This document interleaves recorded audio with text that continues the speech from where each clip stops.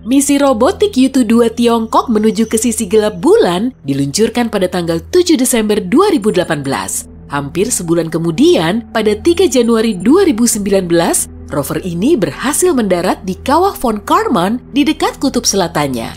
Dengan pencapaian ini, Yutu-2 menjadi rover pertama yang mendarat di sisi jauh bulan. Para ilmuwan sangat tertarik dengan area ini. Kawah yang selamanya gelap dan dingin itu juga mengandung air berbentuk es. Bongkahan esnya tidak beraturan dan kemungkinan berupa es purba. Di kutub selatan, sebagian besar es ini terkonsentrasi menjadi kawah, sedangkan di kutub utara lebih jarang dijumpai. Es ini bisa digunakan setelah misi berawak jangka panjang mendarat di bulan. Beberapa hari setelah Yutu-2 mendarat, sistem operasinya mati sehingga si rover tidur sepanjang malam lunar pertamanya. Yutu-2 kemudian hidup lagi pada tanggal 29 Januari 2019.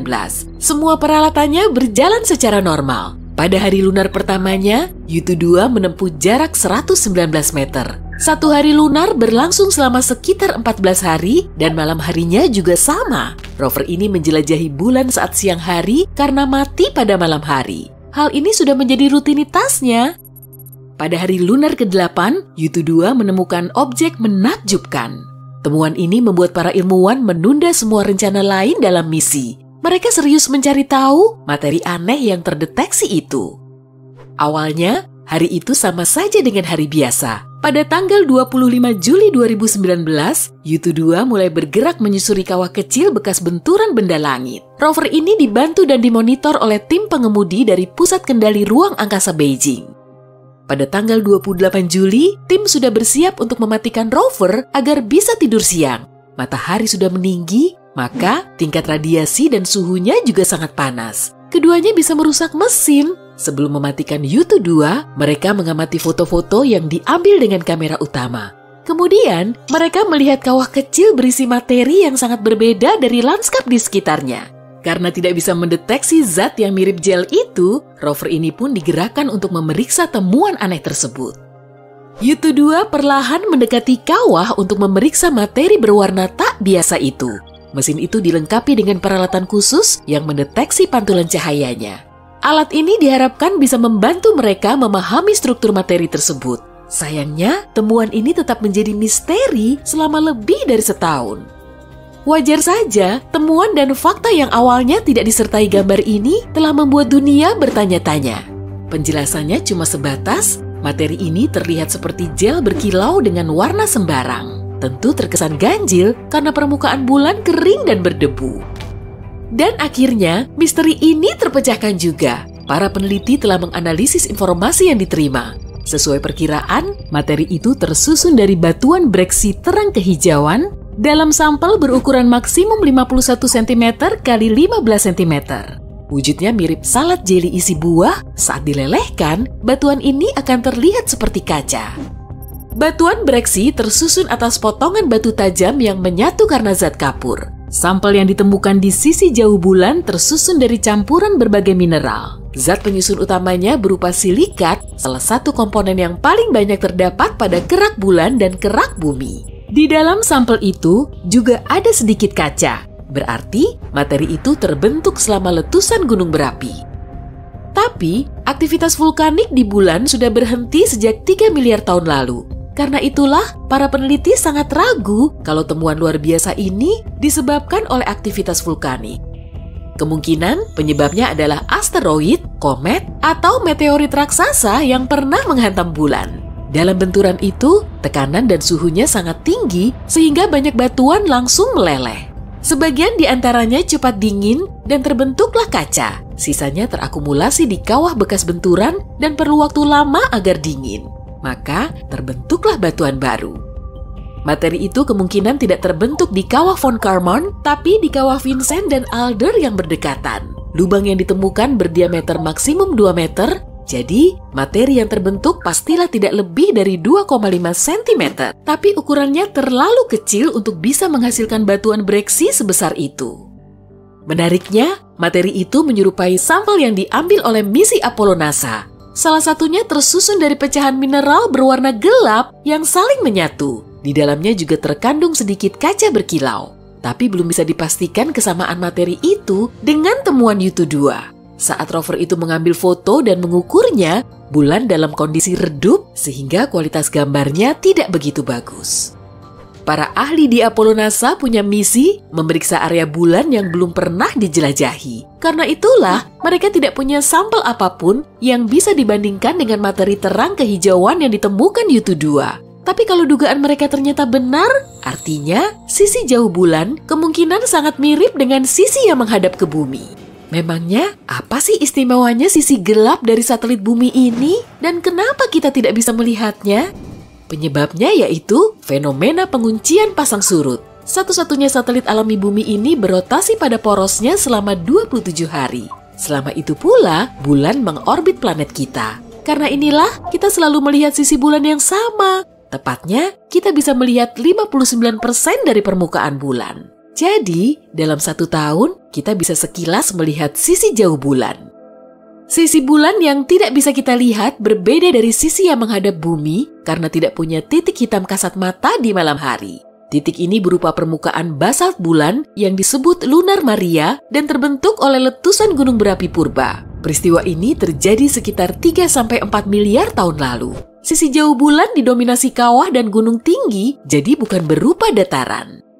Salah satu gagasan yang bisa menjelaskan perbedaan yang mencolok di kedua sisi ini yaitu teori tumbukan. Teori ini menyatakan kalau miliaran tahun lalu, bumi bertumbukan dengan planet atau objek raksasa lain. Setelah itu, runtuhannya menabrak objek lain yang kemudian menjadi bulan kita. Inilah yang menyebabkan lanskap bulan sangat berbeda dari bumi. Teori yang lebih baru menyatakan sisi bulan yang menghadap bumi lebih hangat karena panas yang dipancarkan oleh planet kita. Selama letusan gunung berapi itu, sisi jauh bulan bersuhu dingin, sehingga mineralnya lebih cepat padat. Mineral ini menjadi lapisan pelindung atau tameng yang melindungi bagian dalam bulan dari hantaman meteorit. Tiap benturan membentuk kawah besar. Selain itu, kerak yang jauh lebih lunak di sisi depan memuntahkan lava setiap kali dihantam meteorit. Setelah dingin, lava ini akan menutup kawah bekas tumbukan. Meski sisi jauh bulan sering disebut gelap, sinar matahari yang menerpa kedua sisi bisa dibilang sama terang. Sisi yang menghadap bumi terlihat lebih terang karena cahaya yang berasal dari bumi. Para ahli sangat tertarik untuk menjelajahi sisi jauh bulan karena 2 alasan. Setelah meninggalkan bumi, sekian banyak gelombang radio terhalang oleh bulan. Kalau para astronom bisa membuat teleskop radio atau teleskop optik di sisi gelap bulan, mereka bisa mengumpulkan lebih banyak data dan masalah interferensi bisa dihindari. Teleskop itu juga akan terlindung dari pantulan sinar matahari dari planet kita. Selain itu, teleskop akan terlindung dari radiasi sinar matahari kalau didirikan di dalam kawah. Mereka bisa melihat sisi jauh bulan dengan sangat jelas. Para ilmuwan juga yakin kalau di sisi jauh bulan terdapat banyak helium-3. Bumi terlindung dari angin matahari yang meniupkan gas helium-3 karena medan magnet bumi, tapi satelit alami kita tidak punya pelindung ini. Karena itulah, mereka beranggapan bulan bisa menjadi tempat yang sangat cocok untuk menambang helium. Unsur langka ini nantinya bisa digunakan sebagai bahan bakar dalam reaksi fusi. Kamu sedang berlari melewati tanah lapang luas di malam hari, seolah sesuatu sedang mengejarmu. Cahaya bulan purnama menerangi jalanmu, dan kamu melihat lingkaran cahaya di sekeliling bulan. Kamu terus berlari, mencari tempat berteduh yang aman. Bukan karena manusia serigala yang kata orang suka muncul saat bulan purnama, tapi tempat ini akan segera menjadi pusat badai besar. Lingkaran yang mengelilingi bulan itu disebut halo, yang disebabkan oleh kristal-kristal es di langit. Saat purnama, bulan memantulkan banyak sinar matahari. Cahaya ini lalu menuju permukaan bumi. Tapi, lintasannya dibelokkan saat cahaya ini menembus kristal-kristal es. Hasilnya, kita melihat halo warna-warni, hampir mirip pelangi. Tepi dalam halo berwarna merah, dan tepi luarnya biru. Halo tampak cantik, tapi kehadiran es di awan berarti es itu akan segera mencair dan mulai turun ke tanah. Dan hujan yang terjadi akan sangat deras. Maka sebaiknya kamu mencari tempat berteduh secepatnya. Kalau cuaca cukup hangat dan awan lebih dekat ke tanah, kamu bisa melihat fenomena serupa, yakni korona. Ukurannya jauh lebih kecil daripada halo. tapi jauh lebih warna-warni. Cakram putih kebiruan di bagian dalamnya berubah menjadi merah kecoklatan di bagian luar. Tidak seperti halo, korona terjadi karena butiran air. Makin kecil butirannya, makin besar koronanya. Kalau butiran airnya besar, korona bakal kelihatan kayak titik terang sebesar bulan itu sendiri. Baik korona maupun halo bisa terjadi di siang hari saat matahari sedang bersinar. Tapi pastikan kamu memakai kacamata hitam sebelum memandangnya, karena cahayanya sangat terang dan tidak baik untuk mata. Begitu kamu nemu tempat bernaung, hujan mulai turun dengan derasnya. Wah, apa itu? Lagi ada foto-foto ya? Bukan, sinar yang baru kamu lihat itu kilat. Duar! Petirnya keras sekali. Sampai-sampai jendela rumah bergetar. Aku punya tips untuk mengetahui seberapa jauh kamu dari pusat badai. Saat kamu melihat kilat, mulailah menghitung. 1.000, 2.000, 3.000, dan seterusnya. Saat kamu mendengar petir, berhenti berhitung. Nah, sekarang bagi angkanya dengan 5. Kalau kamu bisa menghitung sampai 5, artinya pusat badai sekitar 1,5 km jauhnya. Kalau kamu tidak dapat tempat berteduh saat badai mulai terjadi dan kamu terjebak di tempat terbuka, segera tinggalkan dataran tinggi. Gunung atau bukit adalah area berisiko tinggi. Jangan juga berteduh di bawah pohon. Benda-benda tinggi adalah target petir pertama. Tiang listrik juga berisiko. Jika badai petir terjadi saat kamu sedang bersepeda, langsung turun dari sepeda dan lari. Begitu juga kalau kamu sedang naik mobil terbuka, kereta golf, atau motor. Kalau badai mulai terjadi saat kamu di tempat terbuka, benda tertinggi di sana adalah dirimu. Tiaraplah dan coba tutupi dirimu. Kalau kamu tidak sendiri, coba jaga jarak satu sama lain. Sekarang mari kita kagumi indahnya matahari terbit. Kayak ada orang yang menuang cat merah di langit ya. Pemandangan indah ini artinya akan segera turun hujan. Kamu bisa melihat langit merah saat matahari terbit sebab zona bertekanan tinggi baru saja melewatimu dan sekarang diikuti zona bertekanan rendah dengan kadar air tinggi di udara. Jadi, bawalah payung atau kembalilah ke tempat tidur hangatmu dan tetaplah di rumah. Ada ungkapan lama yang cocok untuk itu. Langit merah di pagi hari, pelaut berhati-hati. Langit merah di malam hari, pelaut suka hati. Kadang kamu juga bisa memprediksi hujan dengan menciumnya. Itu karena molekul ozon. Arus badai membawa ozon turun dari atmosfer bagian atas. Dan saat badai akan terjadi, kamu bisa mencium aroma kebersihan.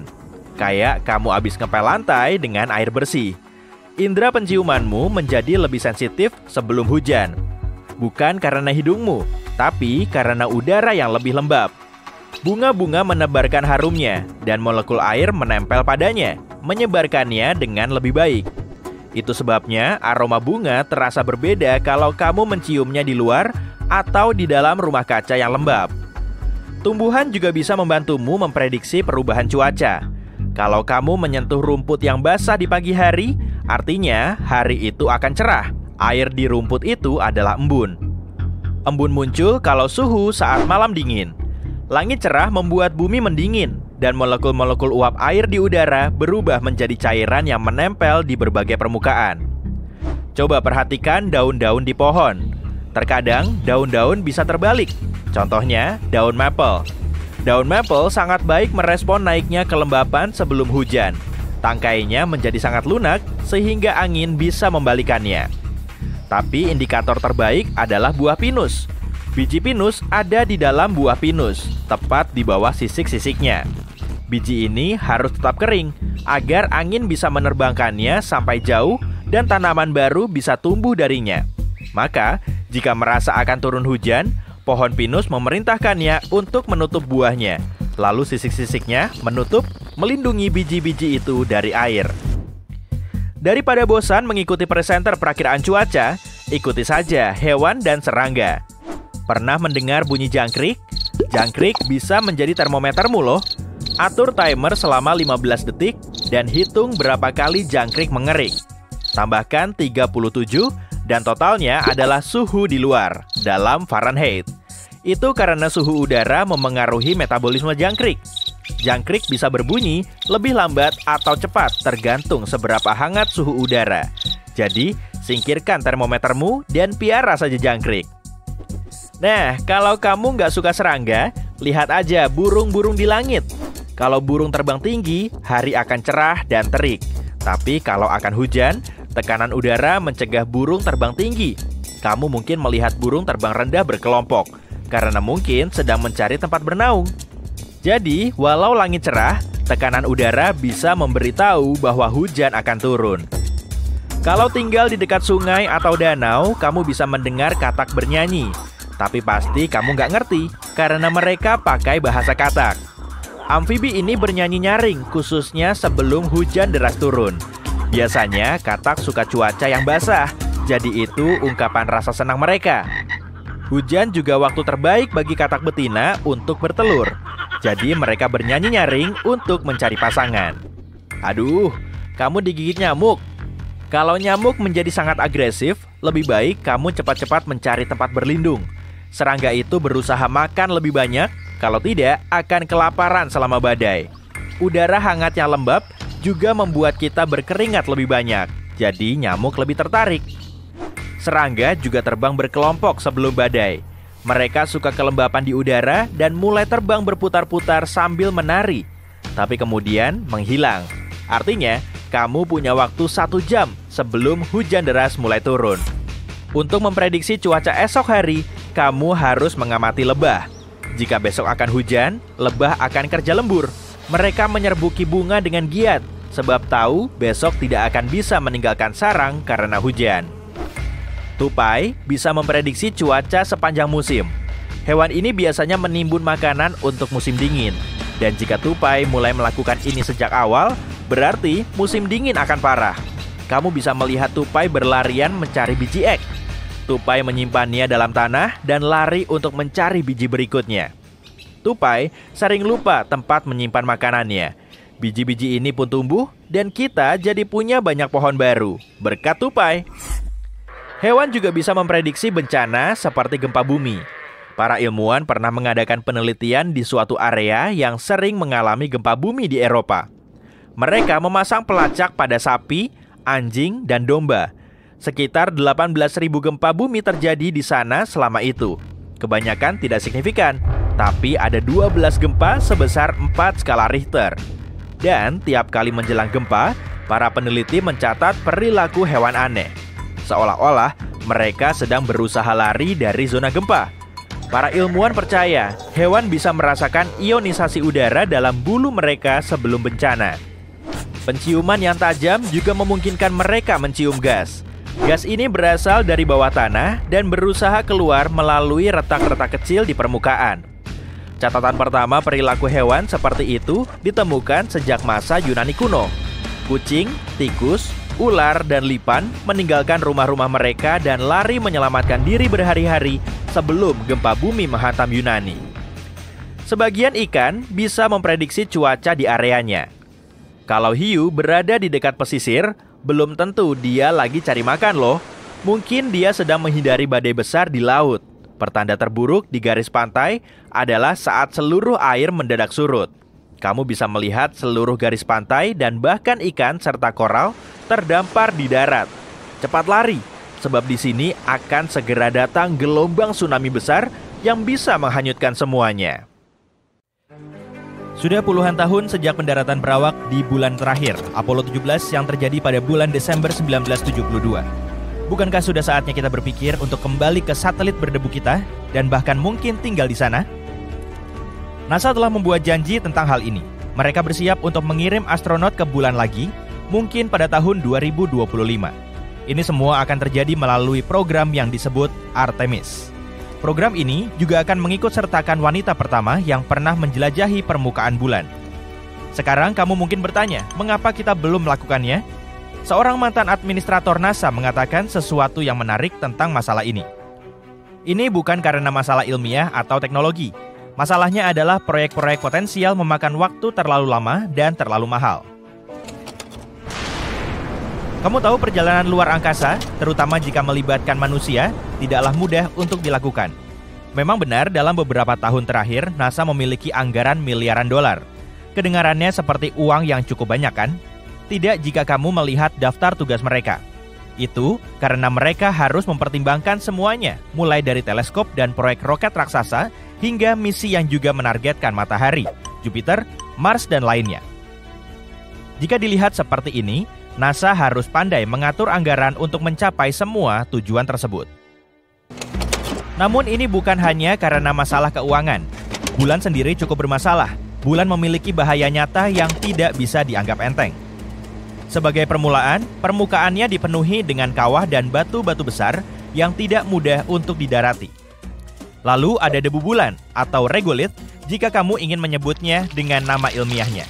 Debu ini terbentuk selama bertahun-tahun akibat hantaman meteorit. Debu ini sangat keras dan menempel pada segala sesuatu. Debu ini berpotensi merusak pakaian antariksa, kendaraan, dan sistem dengan cepat. Selain itu, berurusan dengan habitat bulan juga tidak mudah. Bulan tidak memiliki atmosfer pelindung. Artinya, selama 14 hari dalam satu waktu, permukaan bulan dihadapkan pada sinar matahari yang keras. Periode tersebut diikuti oleh 2 minggu kegelapan total. Semua perubahan ini menciptakan suhu yang ekstrim yang tidak biasa bagi manusia. Ada solusinya, jangan khawatir. NASA sedang mengembangkan pakaian dan kendaraan antariksa yang tahan debu dan matahari. Mereka bahkan sedang mengembangkan sistem yang dapat memasok listrik selama malam-malam di bulan. Yang lebih menarik lagi dari sistem ini adalah sistem ini juga bisa berguna di Mars begitu kita sampai di sana. NASA juga perlu merekrut orang-orang yang sangat cerdas untuk proyek-proyeknya. Coba pikirkan, usia rata-rata orang yang bekerja untuk mission control untuk Apollo 13 hanya 26 tahun. Dan orang-orang ini telah menjadi bagian dari banyak misi pada saat itu. Artinya, mereka telah memiliki banyak pengalaman sejak usia yang sangat muda. Namun disinilah individu-individu lain juga dapat membantu. Dalam beberapa tahun terakhir, bukan hanya NASA yang telah bekerja tanpa lelah untuk merevolusi perjalanan luar angkasa. Ada banyak orang sukses di luar sana yang memiliki sumber daya yang cukup untuk ikut serta dalam upaya ini. Beberapa di antaranya sedang mengembangkan jenis roket baru yang dapat mendarat di bulan. Secara keseluruhan, NASA mendaratkan 12 orang di satelit kita. Ini jelas merupakan salah satu momen paling mengagumkan dalam sejarahnya, kalau bukan yang terbaik. Dan para astronot itu melakukan hal-hal yang luar biasa di sana. Mereka membawa pulang bebatuan, mengambil foto, melakukan eksperimen sains, dan bahkan meninggalkan bendera. Semua itu merupakan momen penting dalam misi Apollo. Tapi, misi-misi itu tidak dimaksudkan untuk menciptakan tempat yang aman bagi manusia di bulan. Para ilmuwan telah memiliki gagasan tentang stasiun luar angkasa bulan sejak lama. Itu masuk akal. Lagi pula, itu hanya perjalanan 3 hari dari bumi. Artinya, secara teknis kita bisa melakukan sedikit kesalahan di sana-sini tanpa mengacaukan keseluruhan proyek. Ditambah lagi, kita akan belajar banyak sebelum menjelajah lebih jauh ke luar angkasa. Pangkalan di bulan bisa menyediakan bahan bakar untuk misi luar angkasa yang lebih dalam. Kita juga bisa membangun teleskop di sana dan meluncurkannya dengan lebih mudah di luar angkasa. Ini juga dapat membantu kita dalam proyek penting lainnya, mencari cara untuk membuat Mars layak huni. Selain itu, stasiun luar angkasa bulan akan membantu kita mempelajari lebih lanjut tentang asal-usul bulan. Siapa tahu, itu bahkan bisa menghasilkan uang, karena semua wisata bulan yang menyenangkan dan menarik. Bagaimanapun, program bulan Apollo membutuhkan banyak pekerjaan. Sebagai permulaan, mari kita lihat jumlah orang yang terlibat. Sekitar 400.000 orang dari seluruh penjuru Amerika Serikat. Tidak semuanya berjalan dengan sempurna, sulit. Ada 2 peristiwa utama yang tidak menguntungkan. Pertama, kecelakaan kebakaran di landasan peluncuran Apollo 1. Kedua, sebuah tangki oksigen memutuskan untuk mengamuk di Apollo 13, menyebabkan masalah parah di tengah misi. Bagian penting dari proyek ini adalah Saturnus 5. Hingga hari ini, roket ini merupakan roket terkuat yang berhasil diterbangkan dengan ketinggian 36 lantai. Masih sulit membayangkannya? Saat berdiri, roket ini 2 kali lebih tinggi dari air terjun Niagara. Berkat Saturnus 5, NASA berhasil menyelesaikan 13 misi. Ini termasuk mengantar 24 astronot ke bulan dengan setengah dari mereka bahkan berjalan-jalan di permukaannya. Roket dan pesawat ulang-alik yang ada saat ini tidak dapat melampaui orbit rendah bumi. Sederhananya, mereka tidak dapat mencapai bulan dengan semua gadget yang dibutuhkan astronot untuk berkembang. Kendaraan luar angkasa yang ada saat ini tidak mampu membawa beban tersebut, setidaknya tidak sejak misi Apollo. Terlepas dari itu, kita telah membuat banyak kemajuan di bumi dan siap untuk mengirim astronot ke satelit kita dalam waktu dekat. Disinilah proyek Artemis muncul. Ini adalah program yang diawasi oleh NASA. Dan untuk memastikan semuanya berjalan dengan baik, NASA sebelumnya meluncurkan Orion, sebuah pesawat ruang angkasa tanpa awak untuk mengorbit bulan dan kembali ke bumi. Anggap saja ini sebagai uji coba otomatis. Sebelum kita benar-benar mengirim orang ke luar angkasa lagi, kita harus memastikan semua perangkat bekerja dengan baik. Suatu hari nanti, Orion akan menjadi kendaraan yang akan membawa astronot ke bulan lagi. Wahana ini memiliki sistem pembatalan peluncuran untuk menjaga astronot tetap aman jika sesuatu yang buruk terjadi selama peluncuran. Orion juga memiliki modul servis yang merupakan pembangkit tenaga listrik yang mengisi bahan bakar dan mendorong Orion dan menjaga astronot tetap hidup dengan air, oksigen, daya, dan kontrol suhu. Semua proyek masa depan ini membuat kita bertanya-tanya, akan seperti apa kehidupan di bulan nantinya. Kita hanya bisa menggunakan imajinasi kita untuk saat ini. Ada yang bilang kita akan tinggal di rumah yang seperti di negeri dongeng, seperti lubang hobbit yang nyaman. Tinggal di bawah tanah di bulan mungkin merupakan suatu keharusan. Hal ini dikarenakan suhu yang sangat panas dan minimnya oksigen. Jika ditambah dengan ancaman meteorit dan radiasi tanpa henti, tak heran kalau kita tidak bisa berjalan di permukaannya. Bagaimana dengan transportasi?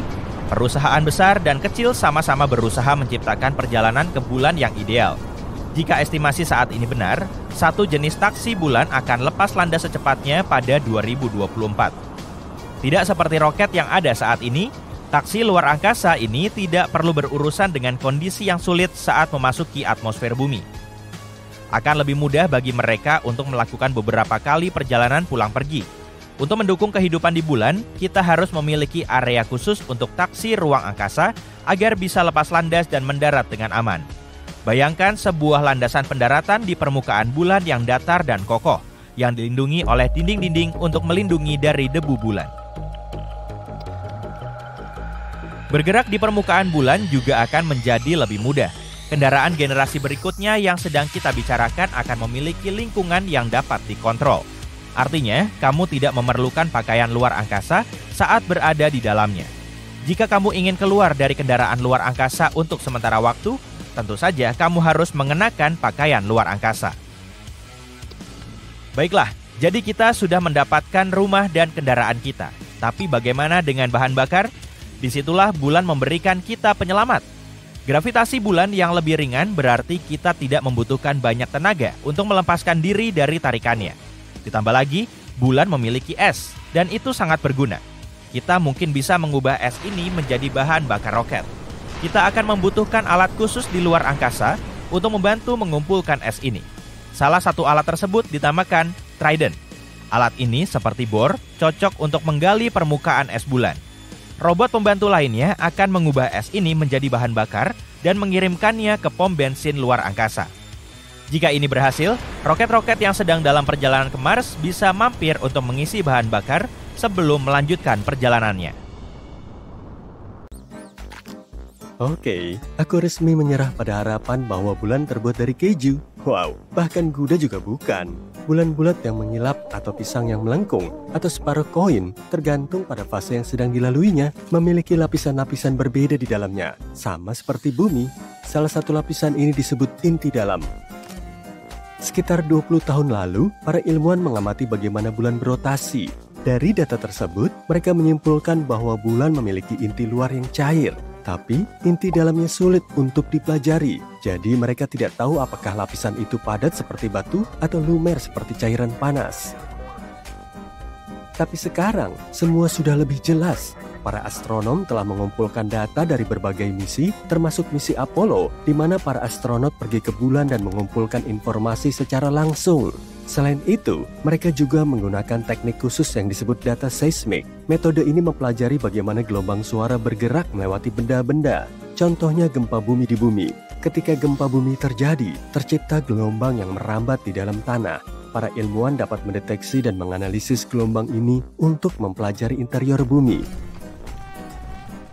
Ide yang sama juga bisa diterapkan pada objek-objek lain di tata surya, seperti planet-planet atau dalam hal ini, bulan. Ketika terjadi gempa bulan, terciptalah gelombang suara. Dengan mendengarkan dan mempelajari gelombang-gelombang ini secara saksama, para ilmuwan bisa membuat peta yang detail dari bagian dalam objek tersebut. Mereka bisa mengetahui hal-hal seperti lapisan-lapisan yang berbeda, material penyusunnya, dan susunannya. Untuk memeriksa bagian dalam bulan, para ilmuwan juga menggunakan metode yang disebut laser ranging. Metode ini mengukur jarak antara permukaan bumi dan bulan dengan sangat presisi. Dan tada, inti dalam satelit alami kita ini berupa bola padat yang terbentuk dari besi, sama seperti inti bumi. Diameternya sekitar 500 km atau hampir 15% ukuran bulan. Para peneliti juga menemukan bukti yang mendukung teori bahwa lapisan di antara permukaan dan inti bulan yang disebut mantel bergerak-gerak ketika bulan berevolusi seiring waktu. Pergerakan ini disebut pembalikan mantel bulan, dan ini bisa menjelaskan kenapa ditemukan unsur-unsur yang kaya akan besi di permukaan bulan. Material mantel terbawa ke atas, sementara batuan vulkanik tetap berada di kerak bulan. Sebagian material di batuan ini terlalu padat, sehingga akhirnya tenggelam kembali ke dalam materi kerak yang lebih ringan, hingga ke batas inti mantel.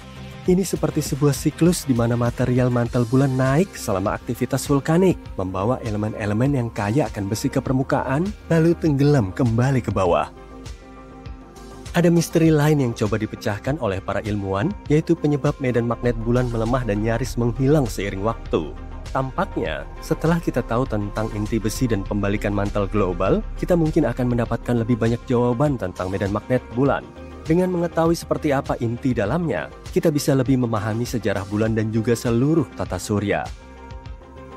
Salah satu teori yang diterima secara luas tentang asal-usul bulan menyebutkan terjadinya tabrakan dahsyat antara bumi pada masa-masa awal pembentukannya dengan objek misterius lain di tata surya. Teori ini disebut teori tubrukan besar. Tubrukan ini begitu kuat hingga mengoyak sepotong bagian bumi yang masih cair dan primitif. Tidak terlalu besar dibanding yang tersisa. Kalau kalian menaruh koin nikel AS di samping kacang ercis, kalian akan tahu seberapa besar planet kita dibanding bulan. Potongan ini kemudian terlempar ke orbit mengelilingi planet kita, dan ini mungkin terjadi sekitar 95 juta tahun setelah tata surya terbentuk. Objek yang bertabrakan dengan bumi bisa jadi bermasa sekitar 10% masa planet kita dan kira-kira seukuran Mars. Ini masuk akal karena bumi dan bulan memiliki komposisi yang mirip. Tentu saja, ada gagasan lain tentang proses terbentuknya bulan. Ada yang mengatakan gaya gravitasi planet kita yang menariknya. Artinya, bulan dulunya hanyalah sebuah objek yang melintas biasa ketika tiba-tiba terseret dan tertarik ke orbit bumi. Bahkan ada hipotesis yang mengatakan bumi mencuri bulan dari Venus. Kalau begitu, bulan tidak perlu mengeluh karena pemandangannya jauh lebih bagus di sini. Jadi ya, bulan dan bumi memang mirip dalam hal batuan dan mineral, tapi bulan tidak memiliki atmosfer yang sama seperti bumi. Atmosfernya tipis dan terdiri dari gas-gas aneh seperti kalium dan natrium yang tidak ditemukan di atmosfer Mars, Venus maupun bumi. Dan bebatuan di bulan tidak mengandung air, tapi bukan berarti tidak ada air sama sekali di sana. Dulu, pada abad ke-17, para astronom melihat bintik-bintik gelap yang besar di permukaan bulan. Salah satu astronom berpikir bintik-bintik itu tampak seperti lautan, sehingga ia menamainya Maria, yang berarti lautan dalam bahasa Latin. Para astronom lain juga membuat peta bulan, dan mereka menggunakan istilah Maria untuk menggambarkan bintik-bintik gelap tersebut. Sebagai contoh, Mare Tranquillitatis diterjemahkan menjadi Laut Ketentraman yang merupakan tempat pendaratan Apollo 11. Tapi tampaknya bintik-bintik gelap itu bukanlah lautan. Itu adalah dataran yang terbentuk dari lava yang mengeras di masa lalu. Letusan-letusan gunung berapi meninggalkan area yang halus dan datar yang disebut dataran basal. Pada akhir tahun 1800-an, seorang pengamat langit mempelajari bulan dan mendapati bulan tidak memiliki atmosfer. tanpa atmosfer, tidak ada awan dan udara yang bisa mencegah air menguap. Jadi para ilmuwan menduga air yang ada di bulan akan langsung lenyap begitu saja. Mereka yakin bulan benar-benar kering. Tapi pada tahun 1961, seorang fisikawan punya pendapat berbeda. Ia mengatakan mungkin saja ada air di bulan di area khusus yang disebut wilayah kegelapan abadi. Ini adalah area di bulan yang tidak disinari matahari, jadi selalu gelap sepanjang waktu. Karena itu, air dalam wujud es bisa saja ada di area gelap ini karena di sana sangat dingin dan es tidak akan menguap. Tapi, saat para astronot dari misi Apollo pergi ke bulan, mereka membawa pulang sampel tanah dan para ilmuwan tidak menemukan tanda-tanda air di dalamnya. Jadi, semua orang kembali berpikir bahwa bulan sepenuhnya kering. Pada tahun 90-an, NASA fokus pada kawah-kawah kegelapan dan menemukan hidrogen dengan konsentrasi tinggi yang berarti ada es di kutub-kutub bulan. Mereka masih belum yakin, jadi mereka terus menggali dan setelah beberapa waktu menemukan hidrogen yang terperangkap di dalam butiran-butiran kecil kaca vulkanik. Saat ini tidak ada gunung berapi aktif di bulan, artinya air mungkin ada di bulan saat gunung-gunung berapi itu meletus dahulu kala.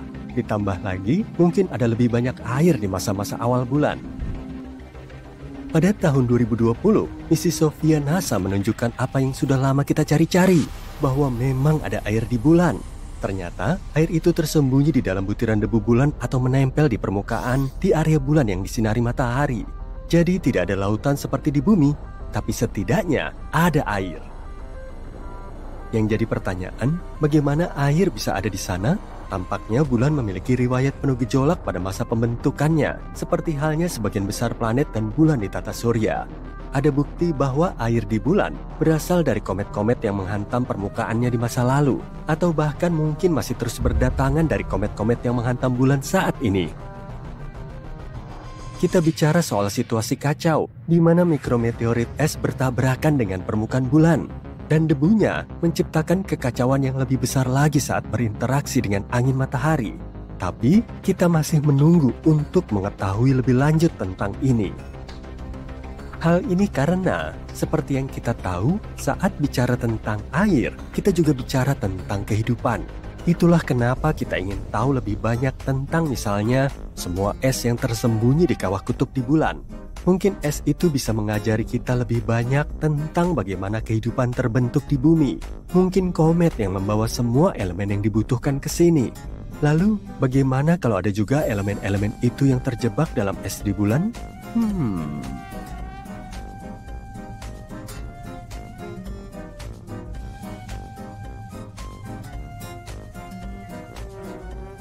Sekitar 8 miliar penduduk bumi mendapati berita mengerikan yang sama dalam satu hari.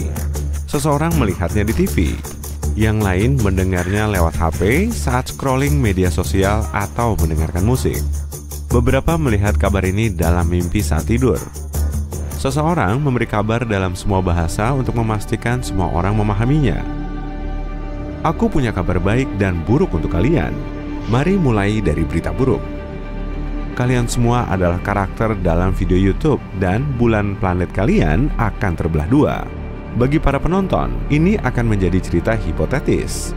Tapi untukmu, peristiwa ini akan menjadi kenyataan.